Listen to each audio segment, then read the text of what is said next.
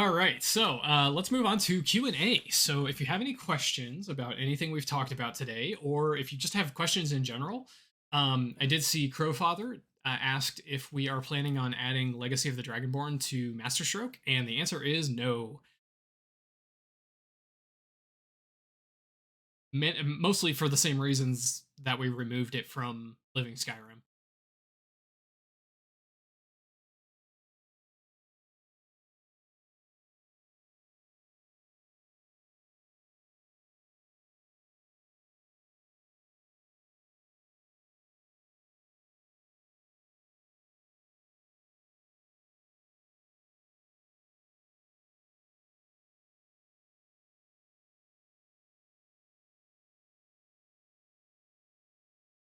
And of course, if anyone has questions about existing lists, like if you want to talk about Living Skyrim, we can obviously talk about that. Or if you want to talk about Discord or the website, or LOTD is Legacy of the Dragonborn.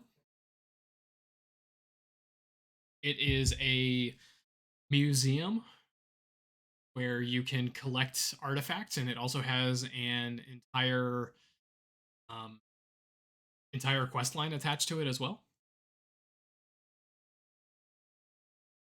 Yes. So the interesting thing about the launcher is it is version agnostic. So as long as the version of the launcher you have matches up with the version you have installed. So um so like if you have so like if we add a new skin to Masterstroke, then I have to go in and update the launcher to account for that new skin. So it will work with both newer and older versions of the list, mostly. There are some older builds where it probably wouldn't work, or at least not all of it would.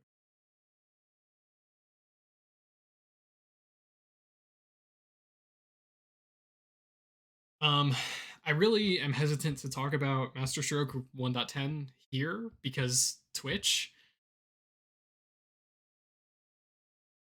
Yes, we are still working on the new version of Atelier, so we are definitely working on that. Put the slide back up for it.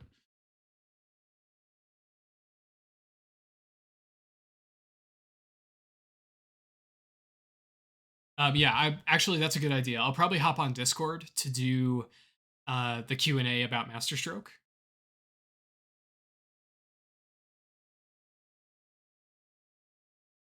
Masterstroke 1.10 is supposed to come out this month.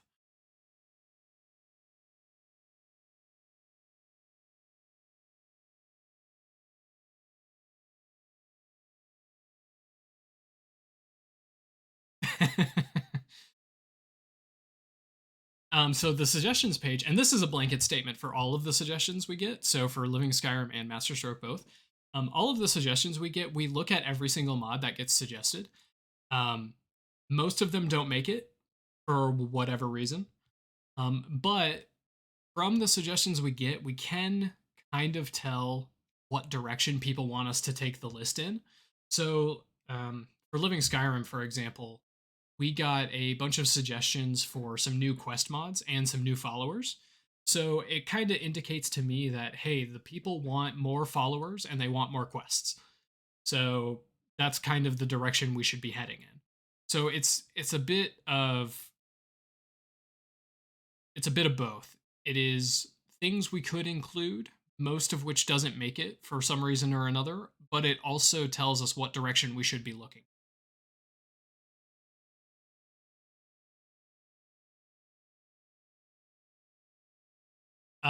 Polymatio asked, "Will the roadmap be posted later for future reference?" Yeah, actually, I can actually.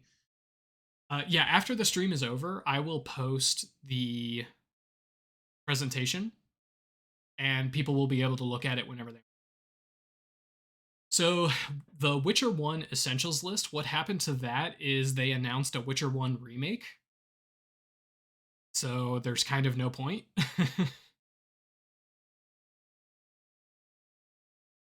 Skyrim. How much did the new Skyrim update set you back on all the lists? It really didn't do as much as you might think. Living Skyrim and uh, Skyrim Special Edition Essentials, we were able to just recompile, and it was fine. Um, Master Stroke, we was already on 1.6.640, so that was a relatively easy update as well. I'm pretty sure we were able to just recompile that with a couple of mod updates. It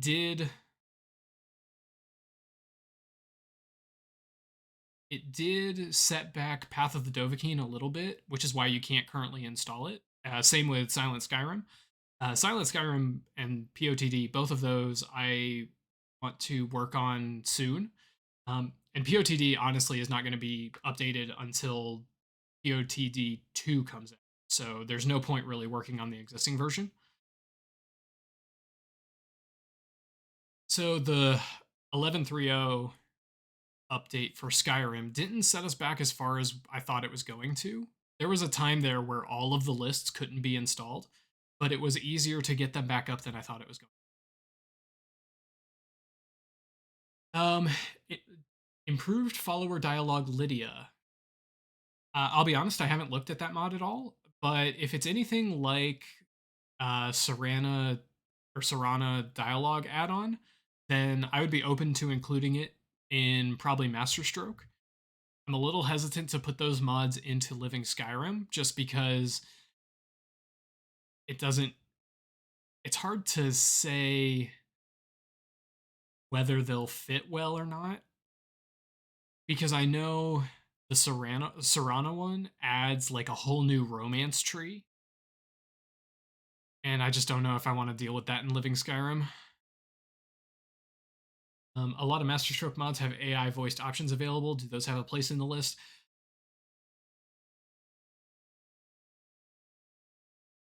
I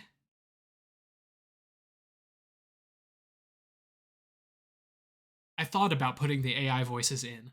The only reason I didn't is because of the inconsistency between the voices that are already in the list and the AI voices. So technically, yes, they would be cool, but I would like to wait longer until the AI voices get better and better match the quality of the vanilla game voices.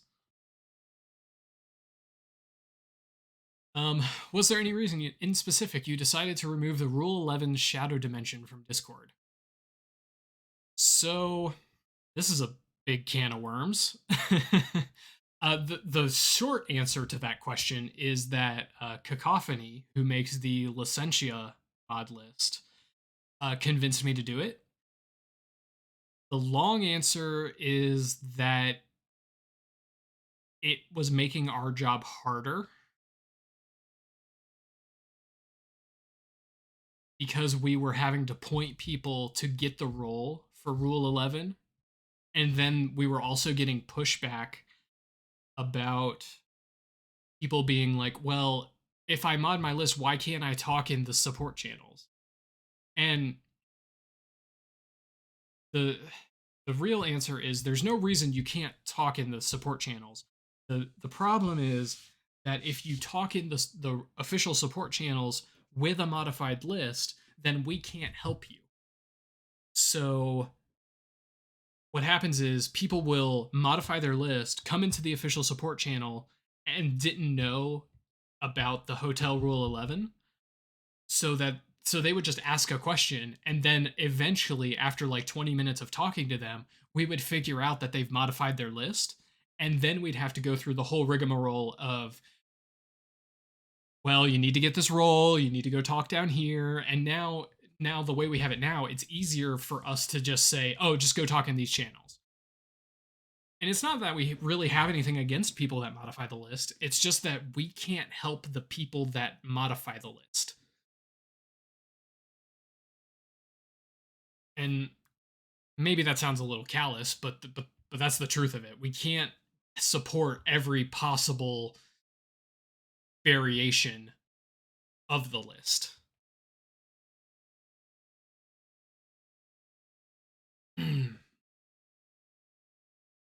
So Dr. Frosty actually just brought up a really good point.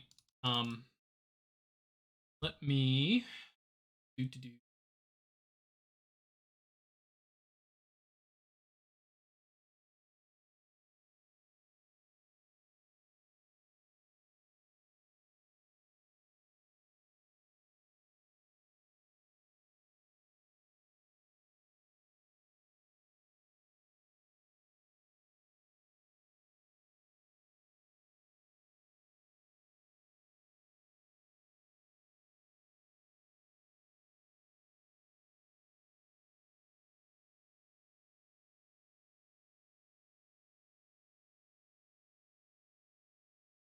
Oh yeah, that's definitely a good point. There were definitely instances where people would be like, "Oh, I accidentally took this and I didn't mean to, so now I'm trapped. Please help." So yeah, that definitely didn't help either.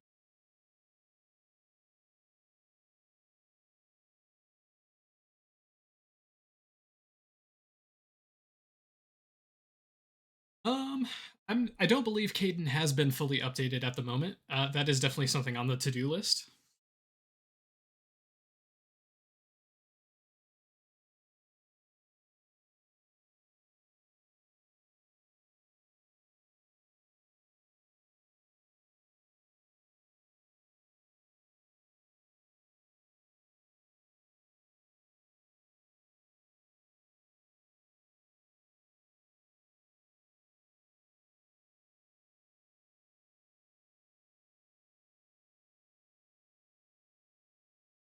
Okay, so Dr. Frosty actually brought this up. We are working on a major update to the website. Um, it's in progress. It's a work in progress. It's far from complete, but it's going to happen eventually. Most of the content is going to be rewritten completely, but there are a couple cool things I can show off. So, living Sky. So the first big thing that we're changing is we're going to change the organization of how the documents are laid out. My goal is to get everything into 4 easy steps. So that's one big goal. Um, really want to make sure that installing the lists and the documentation for installing them is as easy as possible. So we're going to be restructuring pretty much the entire thing. Um, go to so another cool thing that we're going to be adding is these collapsible blocks. So for change logs, they're going to be much more condensed and much easier to find a particular change log. And there's a nice little pretty animation and all that stuff. I'm very proud of this. I spent like 2 hours working on this the other day, so I'm very proud of the collapsible blocks. um, and then I've also put them on like the issues page. So if you're having a specific issue, you aren't confronted with a wall of text. Instead, you have just a list of issues, and if you want to know more, you can just open it up. You can also get a link directly to a specific block if you want. So, a big update. And then oh yeah, I was going to mention these little labels here. So hopefully these will help when people go to look at a change log. It'll hopefully help us not get a bajillion questions of, do I have to make a new character? Yes, you do have to make a new character.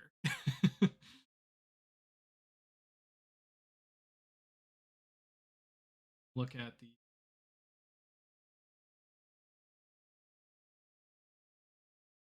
add one in here. Apparently not. But yeah, the whole idea is to have like to make the change logs as useful as possible.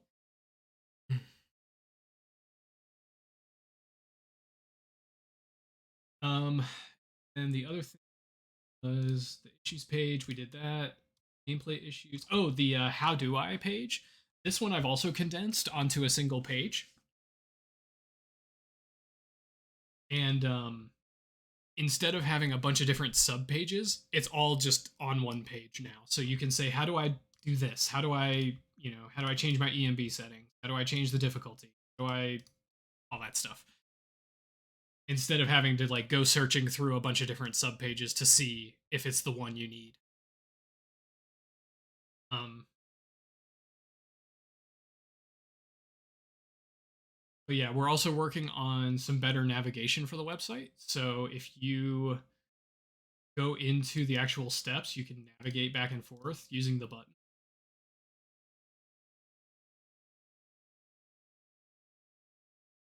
I'm hoping that these buttons will kind of help guide people through the process so they realize, oh, I need to go to this next step, and all of that stuff. The hope is to make navigating and going through the actual installation process as easy as possible.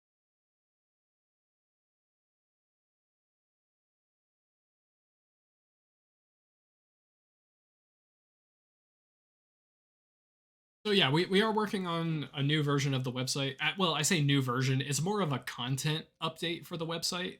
So the actual structure of the website will stay mostly the same. Like you'll still have the search bar and all of that stuff. But yeah, just trying to make it a little clearer, a little easier to follow, a little easier to navigate, all that stuff.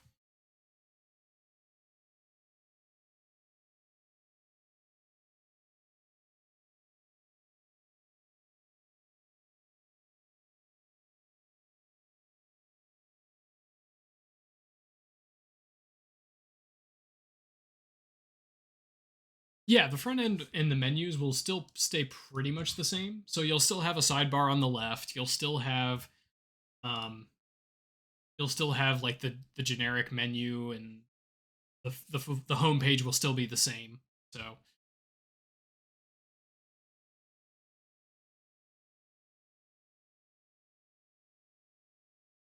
yes, there is a way you can contribute to the wiki. There's actually a page specifically on the wiki for how to contribute. Pull that up. Thank you for the follow, Mufasa. Yeah, so if you go to the wiki on the sidebar on the left, at the very bottom, there's a how to contribute, and that page will walk you through how to do all the contributions you could want.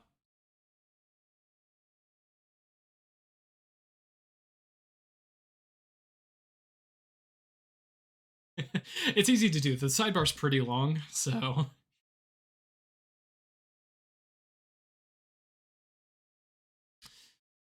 the AI voiced companions, I assume you're talking about the ones where you can like talk to them and open up a text box and type in something for them to reply. Those companions require you to set up your API key with something like ChatGPT or whatever service it is they're using. And that's not something I want to support. So if someone wants to add it themselves, they can do so. But that's not something I want to just add for everybody, because then that adds a whole nother step to the installation process where, okay, now that you've got the list installed, you need to go set up this API key and do all of that stuff. And I just don't want to handle any of that. It's too much. It's too much for myself and my staff, and it's too much for users as well.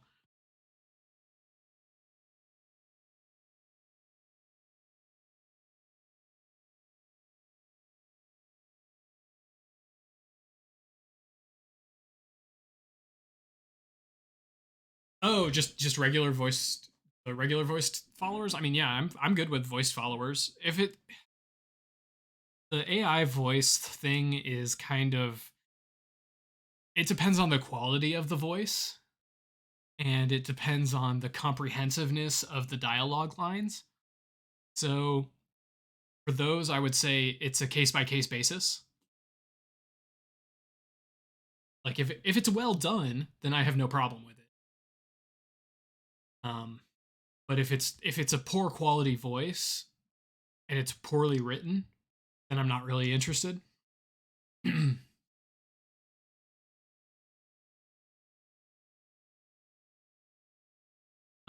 There will be a couple new followers. I am hesitant to say which ones because I don't want to ruin the surprise. But more obscure followers that people should check out, I think. Thank you for the follow, Polymatio or Polymatio. Not sure. um, Let me see. I'd have to go look.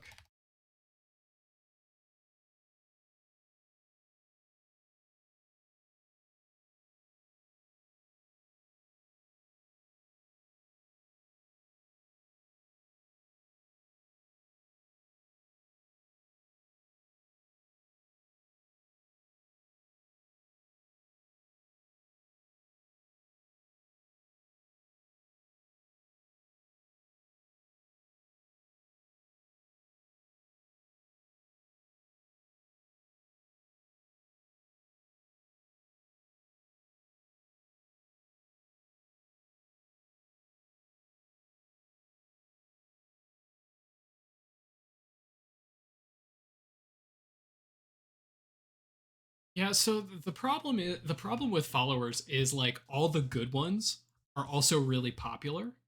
So they end up in the list usually. So it's hard to be like,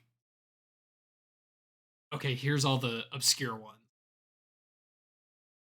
Um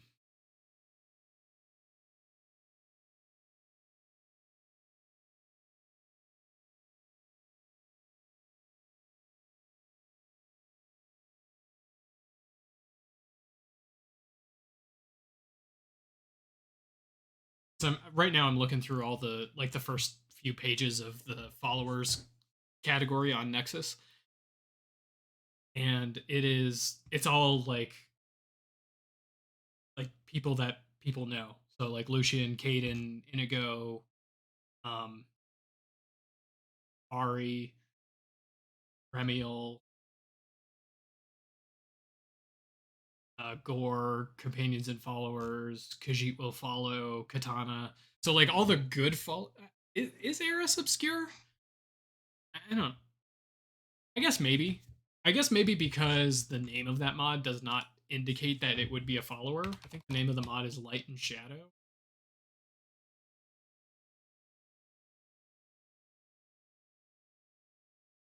or Light and Shade.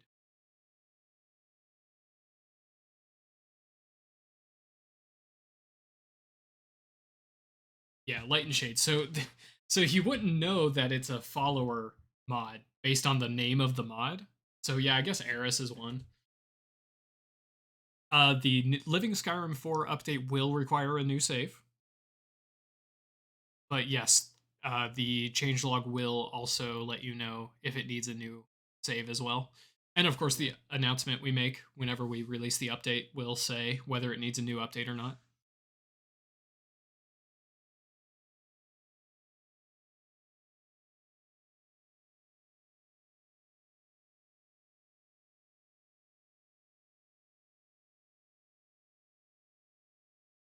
No. So, Proteus, if I remember correctly, yeah, this is the one that lets you play like multiple characters. It just I don't have a vision of how I would use that mod in the list. And like I get it, it's cool. You could switch between characters and like you could have a like a mage thief warrior. I just I just don't see the value really.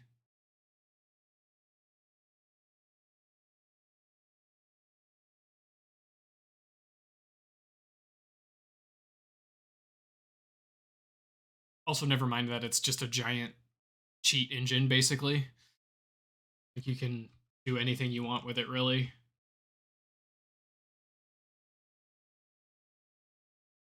I've never been a fan of putting cheats into my lists.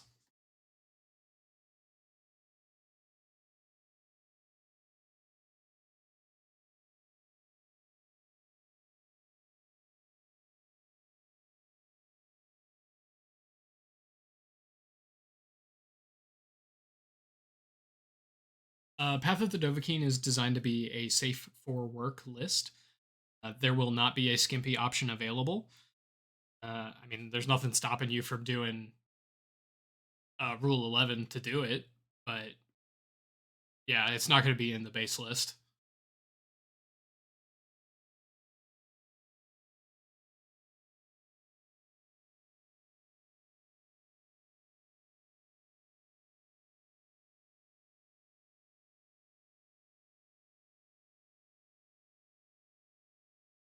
Like, so my thing with Proteus is if it was just the multiple characters thing and didn't have all of the like modifying NPCs and modifying weapons and all of that stuff, if it didn't have any of the extra stuff and was just the multiple characters, that would be really interesting. But it's all the extra stuff that comes with that that makes it really problematic to put into a list.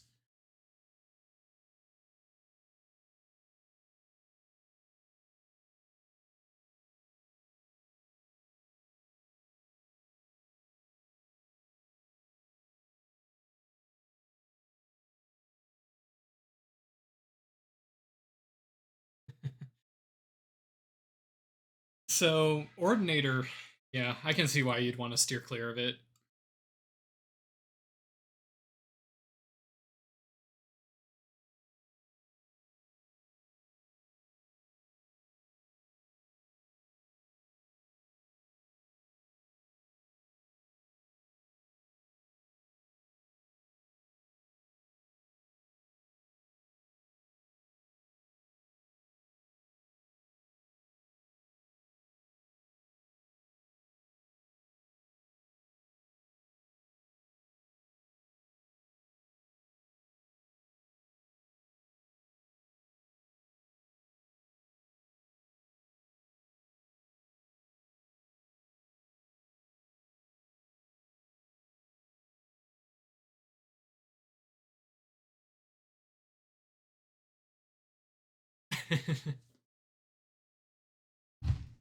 See, the thing with Empyrean is yes, it has Ordinator, but it also beefs up like all the NPCs and everything, so everybody is on the same level. So it's not like you're overpowered from just Ordinator, because everybody else has access to it as well. So I really like that about Empyrean.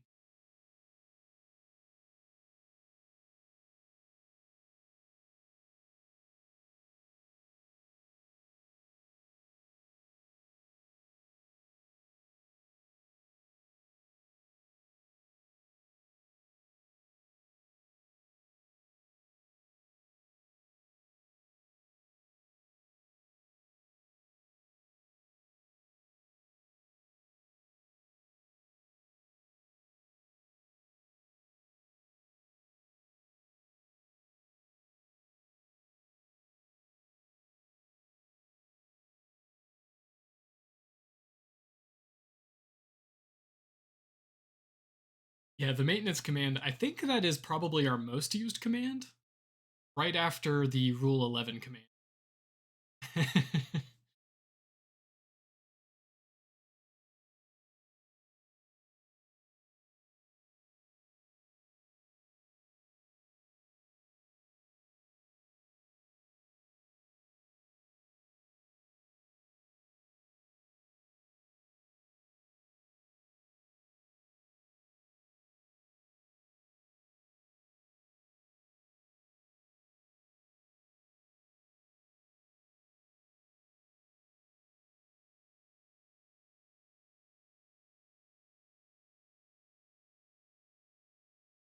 So Silent Skyrim is intended to not have followers because the whole concept of the list is you are alone.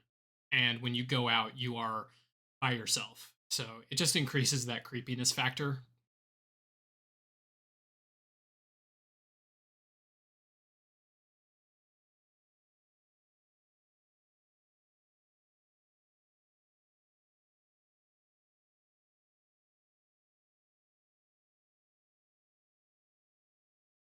Yeah, oh yeah, that's true. There are definitely some followers out there to find, but they're nothing like Inigo or Lucian or oh, I don't like Witcher 3, so probably not. Okay, all right. I should clarify. It's not that I don't like Witcher 3. It's a good game and it's fine. I just have never been able to sit down and force myself to finish it. The pacing of Witcher 3 is like painful. So I just can't bring myself to actually finish the game. And every time I sit down to try to play it, I just end up getting bored. There is an update for Living Skyrim coming next month.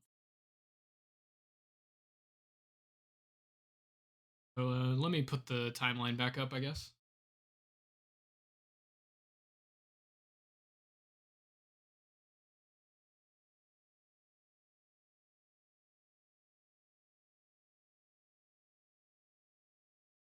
So yeah, if I can ever bring myself to finish Witcher 3, I might mod it, but at the moment, no plans.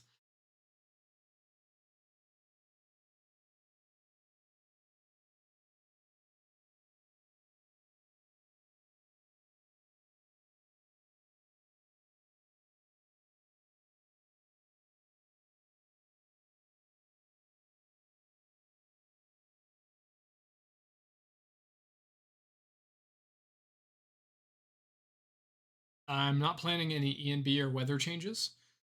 The weather that Masterstroke uses is pretty good, and it's just a quirk of Pycho, unfortunately. Picho? Pycho?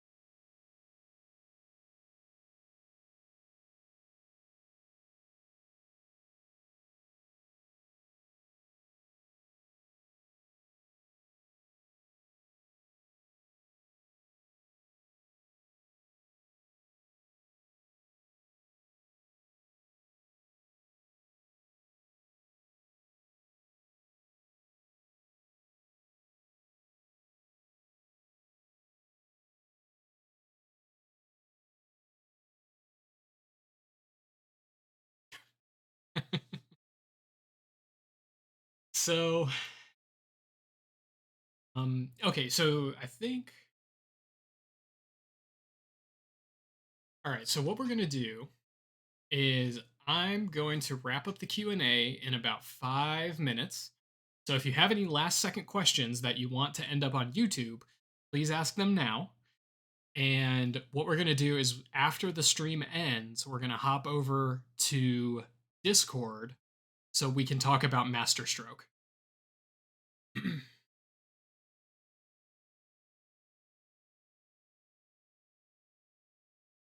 Oh yeah, this whole stream is going to get uploaded to YouTube after we're done.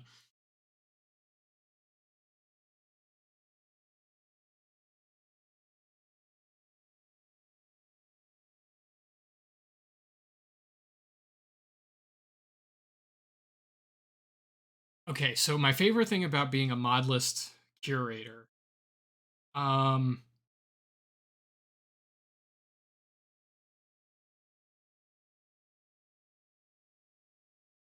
honestly, it's kind of moments like today where we're doing this stream and I'm looking around and I'm like, we have come such a long way from the original build of Living Skyrim. Like we have uh, we have 1, 2, 3, 4, 5, 6, 7 lists.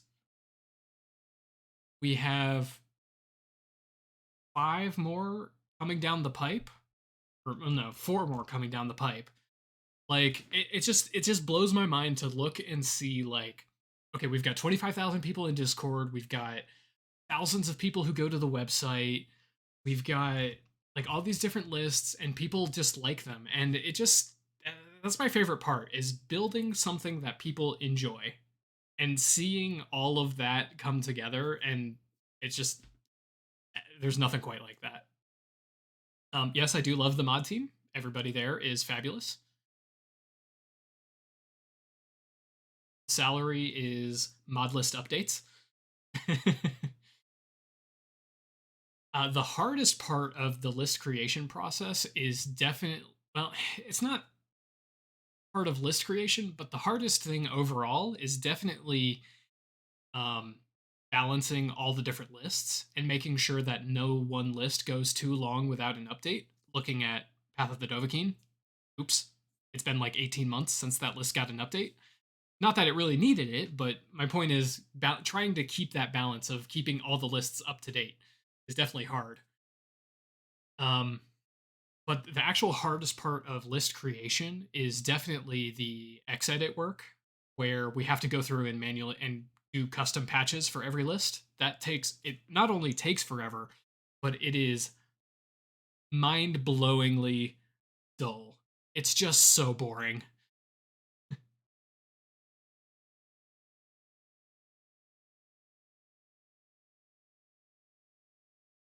I have no idea what Thunderstore is, so you have nothing to worry about.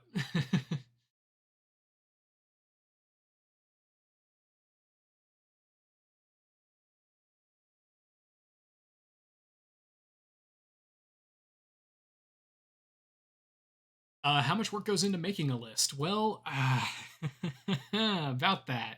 So, to give you an idea, Living Skyrim 4 took 8 months to finish, so it was ready for official release. Um, Masterstroke took about 6 months. So, every list takes at a minimum 2 months usually. And then the beta is usually another month. And that just depends on the scope of the list. Like Living Skyrim is obviously our biggest list, so that one took the most amount of time.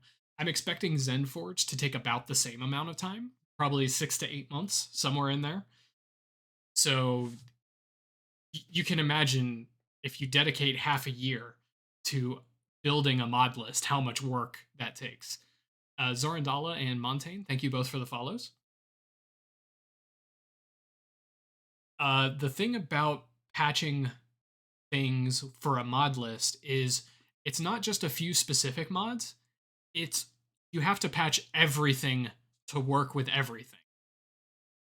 Falls out of chairs, thank you for the follow. Miss C, thank you for the follow.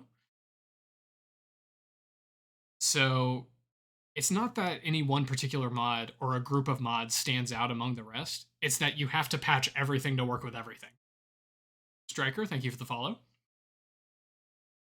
So my thing about Nexus collections is I think they're cool. I think they're a great idea. It's just that right now, Wabbajack is better. If you want to build a huge mod list with custom load orders and multiple profiles and all of that stuff, Wabbajack's the way to go.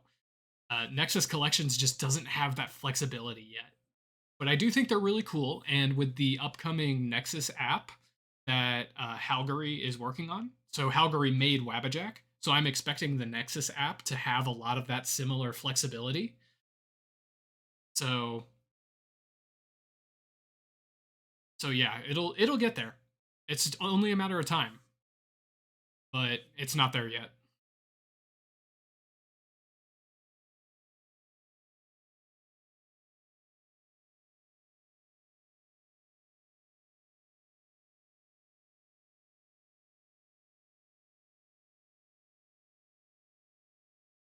It's not that there's not any good collections.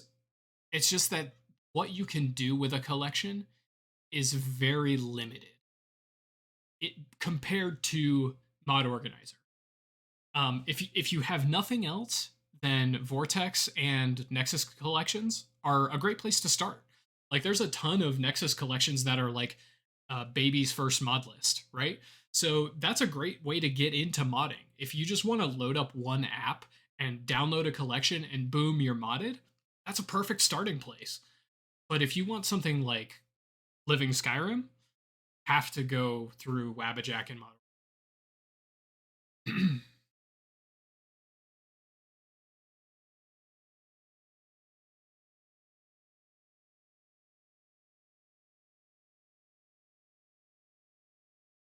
There is that one. What's it called? It's by Jay Serpa, if I remember right. And if his collection is anything like his mods, then it's really good.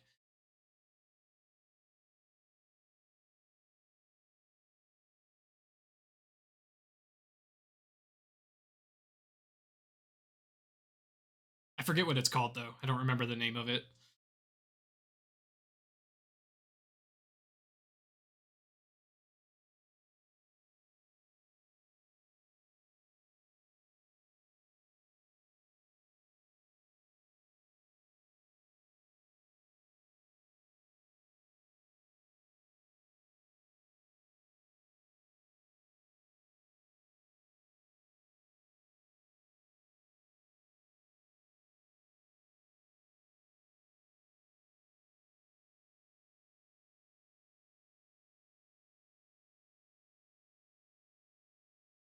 Yeah, Gate to Sovngarde. That sounds correct. Okay, so yeah, but that one is I would trust him to put together a really good collection.